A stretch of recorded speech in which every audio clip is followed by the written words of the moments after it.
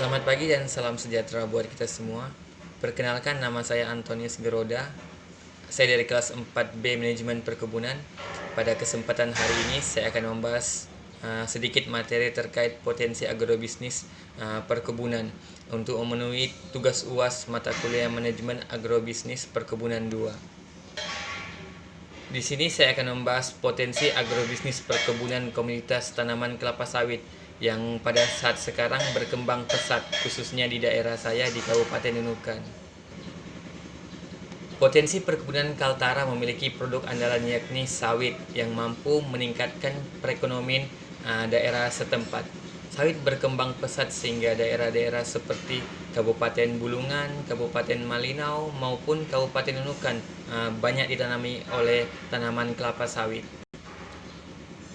Banyak perkebunan sawit rakyat maupun sawit perusahaan yang didirikan.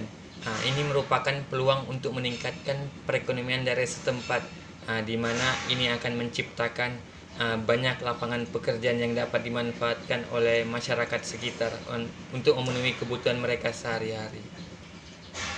Kelapa sawit digadang-gadang sebagai komoditas primadona di dunia perkebunan, di mana prospek kelapa sawit lebih tinggi daripada tanaman perkebunan lainnya seperti kakao, buah pala, maupun dan yang lain-lainnya. Hal ini dapat dilihat dari perkembangan luas tanaman menghasilkan yang setiap tahunnya meningkat dan kebijakan pemerintah yang mengupayakan komoditas ini tetap eksis di pasar global. Untuk di daerah saya sendiri yaitu Kabupaten Nunukan, luas lahan yang dimanfaatkan oleh perkebunan sawit pada tahun 2019 mencecah 28.895 hektar. Ini merupakan jumlah yang sangat besar bagi daerah yang baru berkembang. Peranan pemerintah daerah dalam perkembangan industri perkebunan sawit sangatlah diharapkan agar lapangan pekerjaan dapat tercipta seluas-luasnya bagi kesejahteraan masyarakat sekitar.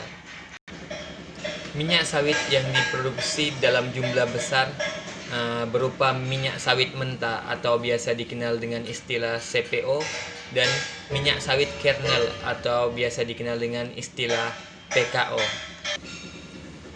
Untuk tingkat nasional, sawit yang diproduksi perkebunan rakyat sebesar 40,59% secara nasional dan 54,3% oleh perusahaan besar swasta dan selebihnya 4,98% oleh perkebunan besar yang dikelola oleh negara yaitu perusahaan BUMN. Perkebunan kelapa sawit setiap tahunnya mengalami peningkatan yang sangat pesat di mana industri kelapa sawit sangat pantas untuk dikembangkan karena menciptakan banyak lapangan pekerjaan serta mendukung pembangunan daerah dan menekan angka kemiskinan di suatu daerah. Khususnya di daerah yang baru berkembang seperti daerah saya yaitu Kabupaten Nunukan.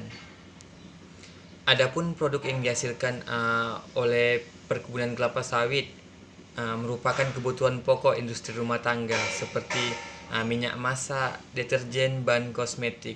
Ini merupakan beberapa produk yang dikonsumsi secara global. Dalam artian ini menjadi peluang bisnis yang sangat besar untuk kesejahteraan rakyat Indonesia di kemudian hari.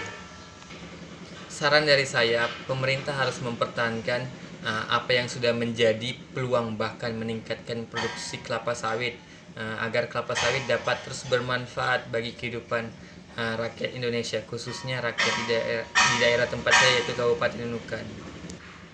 Limbah kelapa sawit juga dapat dimanfaatkan di mana tandan kosong atau biasa dikenal dengan istilah tankos dari hasil pengolahan dapat dijadikan pupuk bagi tanaman itu sendiri. Limbah cair juga dapat dijadikan pupuk cair. Jadi tanaman kelapa sawit dapat dimanfaatkan walaupun sudah menjadi limbah. Jadi harapan saya ke depannya semoga agroindustri sawit di daerah saya khususnya Kabupaten Nunukan dapat berkembang dengan pesat, dapat menciptakan banyak lapangan pekerjaan dan yang terpenting dapat mensejahterakan rakyatnya. Jadi mungkin cukup ini aja yang dapat saya sampaikan. Semoga apa yang dapat saya sampaikan dapat bermanfaat kepada teman-teman yang melihat video ini. Saya akhiri, selamat pagi.